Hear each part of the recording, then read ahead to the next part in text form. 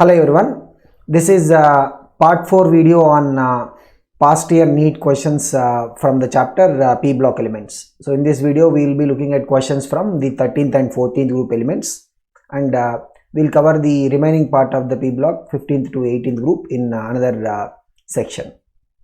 So those who are looking at this part video, maybe you can also look at the first 3 parts so that you will have a continuity in terms of questions. We'll start with a question that has come in the year 1995. Aluminium 3 chloride, basically AlCl3. Okay, so AlCl3 forms a dimer because aluminium. So if you look at AlCl3, right, the dimer structure is going to be like this, where you will have a bridge. The 2 chlorine atoms will be able to form a bridge between the aluminiums. Okay, and the chlorine will form a coordinate. So this chlorine will form a coordinate covalent bond with one aluminum. This chlorine will form a coordinate covalent bond with another aluminum. Like we can just look at this 1 and 2. This is happening because normally AlCl3, right? If you look at AlCl3, the aluminum, it's a 13th group element. It will have 3 valence electrons just like boron. So after forming 3 bonds also, it is just having totally 6 electrons. It's a less than octet molecule. Okay, this is considering the covalent nature. Ionic nature means it will be Al3 plus, but considering covalent nature of the bond, it will be less than octet molecule. The effective number of electrons will be 6. So it can still form bonds, but only by the donation of complete pair of electrons by other atom. That means it will only be able to engage in the coordinate covalent bond. So it can engage in coordinate covalent bond and increase its coordination number. So here in the dimer, it's increasing the coordination number. Normally, what is the coordination number here? 3.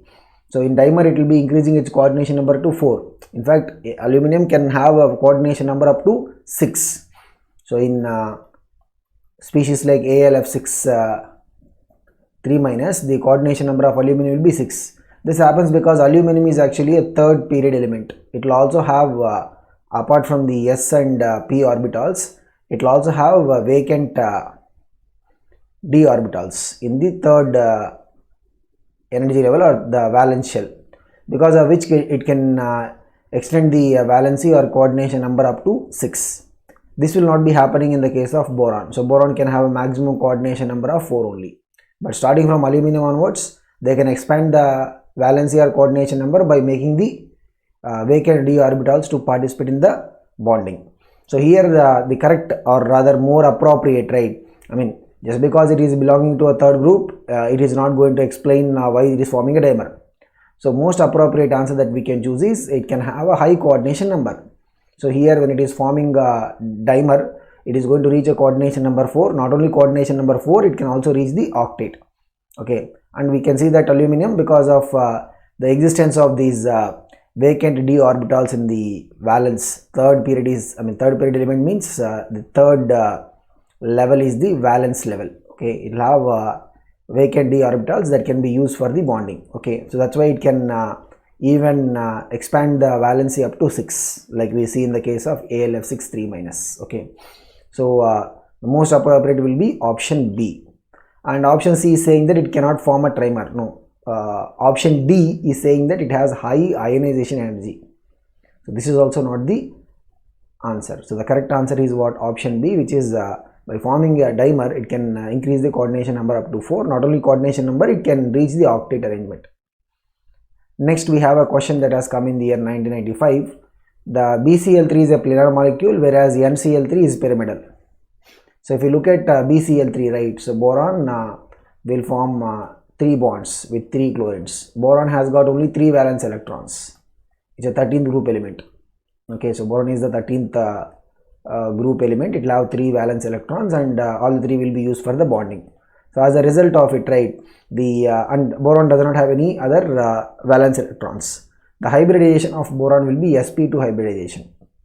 So boron, if you look at it, it is what? The normal arrangement s2 p1 means we'll have 2 electrons, the ground state, in the valence shell. So by exciting, we'll have 1 electron in the s, and maybe px and py we can take them to be the orbitals having electrons, so it will undergo sp2 hybridization, and the vacant orbital will not be participating in the hybridization. So that is the reason why sp2 hybridization means it will be having what? Trigonal planar arrangement. So the arrangement will be what? Trigonal planar. Whereas in case of NCl3, like it happens in the case of NH3, say nitrogen has got 5 valence electrons, it's a 15th group element. After forming 3 bonds, nitrogen will still have 1 lone pair of electrons. So totally the number of valence shell electron pairs will be 4. So arrangement will be tetrahedral arrangement. Of course, one of the tetrahedral positions is taken by the lone pair. So when you look at it, right, we will not be able to see the lone pair, we only see the positions of the nuclei. So what we will be able to observe is we will see a pyramidal structure. Okay, so what is the reason for this? The correct answer is BCl3 has no lone pair, whereas NCl3 has a lone pair of electrons. In BCl3 the central atom does not have any lone pair, whereas in NCl3 the central atom nitrogen has got lone pair, because of which we see that the arrangement itself will be different. Okay, so in BCl3 what is the arrangement? It is trigonal planar. In NCl3 it is the tetrahedral arrangement, but when it comes to the shape, right, we cannot see the lone pair of electrons, we can only see the nucleus positions. We will see a nitrogen, so this is how we will see it. So we will see it like this. Okay, that's why we call it as what? Pyramidal. Same is the case of ammonia also. So we will say ammonia is also having what kind of a shape? It will have a pyramidal shape. Next we have a question that has come in the year 1994. Carbon silicon belong to 4th group. Okay, so this is the old notation. So in the new notation, what we call it as? We will call it as the 14th group. Okay, the maximum coordination number of carbon in commonly occurring compounds is 4, whereas that of silicon is 6. This is because of. So again, this is a kind of an repeated sort of a question. So always when we look at the second period elements, so when we look at the second period elements, right, whether we are talking about a boron or we are talking about a carbon, okay, so both these, right, the second period elements, they will not be having the vacant d orbitals in their valence shell. Okay, so because for them the valence shell is what? Second shell, so they will not have any vacant d orbitals. So if you go to the same group, third period elements like boron, what comes below boron? Aluminum. What comes below carbon? Silicon. Okay, so the third period elements, right, of the same groups, third period means the valence shell is what? Third orbit is the valence orbit. Okay, and there will be 3d orbitals both in the case of aluminum as well as silicon, which enables them to expand the valency up to 6. Okay, so while the boron carbon, since they do not have any vacant d orbitals in the outermost shell, they will only be able to engage the s orbital and 3p orbitals. Totally the valency can go up to maximum 4, both in the case of boron as well as carbon.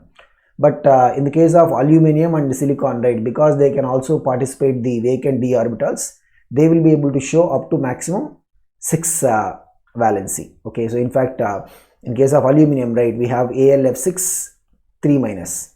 In case of silicon we have SiF6 2 minus. Okay, so in both the cases we can see here aluminum shows valency 6, here silicon shows a valency 6. So the correct answer is what? The availability of the low lying d orbitals in silicon.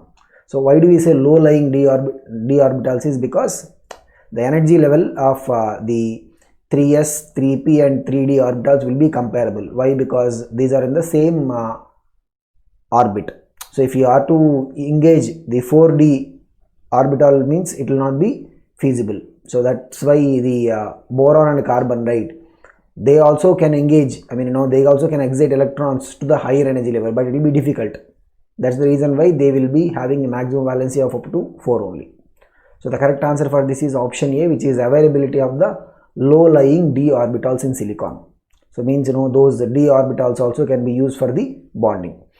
So it is not because of large size of silicon, it is not because of more electropositive nature of silicon. Okay, next we have a question that has come in the year 1994. Which of the following statements about H3BO3 boric acid is incorrect? So means we are looking for the wrong statement. So first is what? So we have to go through all the options, then only we will be able to conclude what is the wrong. Okay, wrong statement. It has a layer structure in which planar BO3 units are joined by hydrogen bonds. So if you look at the structure of H3BO3, so we'll have the BO3 units which will be joined. So BO3 units will be joined by the hydrogen bonding. So this is correct. Okay, it does not act as a proton donor but acts as a Lewis acid by accepting hydroxyl ion, which is also correct, because the H3BO3, we can write it like BOH thrice. It's not a Lewis acid. It will not be able to give H plus ions. In fact, it will take OH minus ion from water, and that's how it can release the H plus. Okay, so it will in fact act as a Lewis acid. Why? Because it is bonding itself to OH minus. It is accepting the central boron in boric acid is electron deficit, and it will be able to accept a lone pair of electrons from OH minus. That is how it will be able to form BOH4 minus. Okay, so it's not a proton donor but acts as a Lewis acid by accepting hydroxyl ion. So this is also correct. Option C is saying what? It is a strong tribasic acid. No.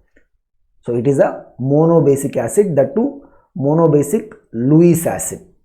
So the incorrect one is option C. Then we look at, I think we got our answer because we are looking for the wrong statement, right? It is prepared by acidifying an aqueous solution of borax. So what is borax? Na2B4O7. So if you have the aqueous solution of boron, when we acidify it, then we will be able to get the boric acid H3BO3. So this is also correct. So the one which is wrong among the given statements is what? Option C. Next we have a straight question. In fact, this is not just a question related to the P block, but it's also a question mostly related to the periodic classification of elements. Na plus, Mg2 plus, Al3 plus, Si4 plus are all isoelectronic. Their ionic size will follow the order. So if you look at Na plus, Mg2 plus, Al3 plus and Si4 plus, all are isoelectronic. Okay, so all of them will be having 10 electrons, that is there. So when it comes to the size of the isoelectronic species, the size of the isoelectronic species will be determined by the nuclear power. So in case of Na plus, the nuclear power is 11. It's coming because of 11 protons. In case of Mg2 plus, 12 protons. Aluminum, 13 protons. Silicon, 14 protons. So for the isoelectronic species, the arrangement of electrons will be same because they will have the same number of electrons. The difference will only come in terms of the nuclear power. So when the nuclear power is more, it means what?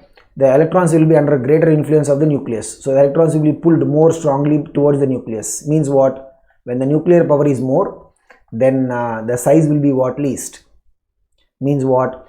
Wherever the nuclear power is more, where the nuclear power is more, silicon. This is the highest nuclear power. So which means what? In this case the radius is going to be least. So where the radius is going to be highest, so wherever the nuclear power, right, so wherever the nuclear power is least, that is where the radius is going to be highest. So what will be the order? We can see Na plus will be the highest radius, then comes Mg2 plus, then comes Al3 plus, then comes Si4 plus. So here whenever we talk about the isoelectronic species, how do we compare the size of the ions?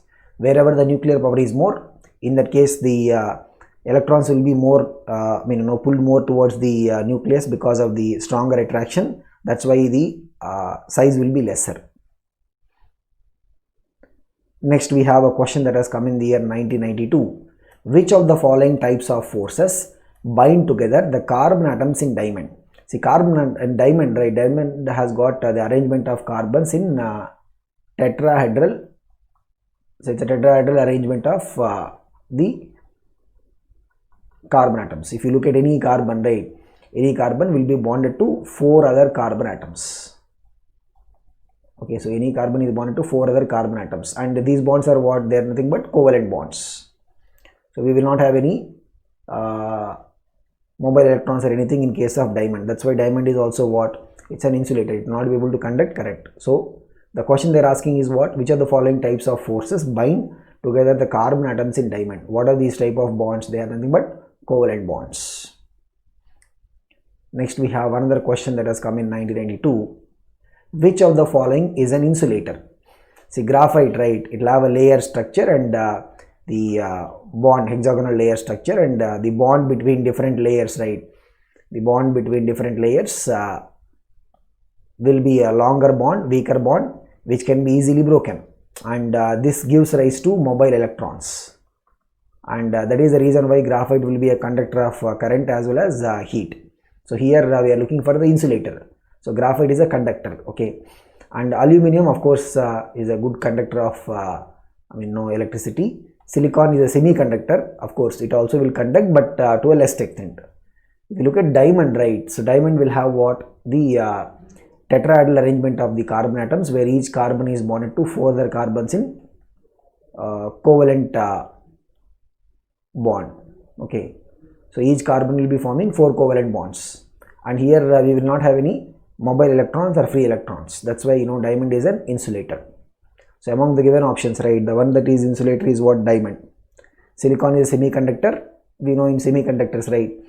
So we will still have the covalent arrangement of these atoms, but in semiconductors some of the electrons will come out of their positions, leaving behind the holes. So the electron hole combination, right, is the reason for the conductivity in case of semiconductors like silicon. Next we have a question that has come in the year 1991. Glass is a liquid or a solid or a supercooled liquid or a transparent organic polymer. So this is a question related to the solid state chapter. So what is glass? Glass is a supercooled liquid where it will not have a regular crystalline arrangement. So it's a non-crystalline solid without regular lattice. So we'll study about the lattice arrangement of the true solids, but glass does not have, okay. So glass is what? It's a supercooled liquid. Why the word supercooled liquid is used?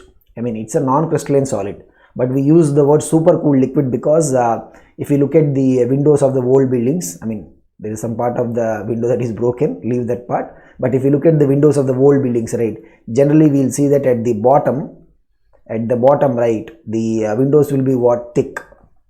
The windows are going to be thick at the bottom, okay. And this is attributed because the glass will be flowing under the influence of gravity. So glass is what?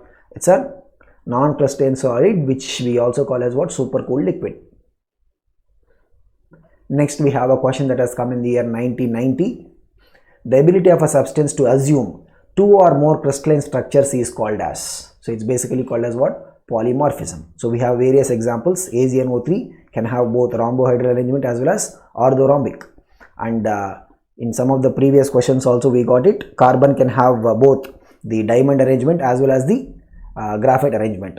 We have other examples also like zinc sulfide. Zinc sulfide can have spherulite structure as well as wurtzite structure, and there are various examples of the polymorphism that is exhibited, okay. So the ability of a substance to assume 2 or more crystalline structures is basically called as what? Polymorphism.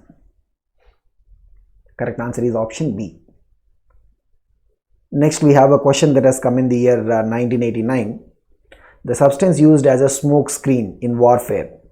So SiCl4, right, when it gets hydrolyzed, okay, when it gets hydrolyzed in the moist air, then it will be able to give fumes, and this property, right, is used as a smoke screen warfare. Like typically if you look at the warfare smoke screen, right, that is mainly because of this SiCl4. So the correct answer for this is option A.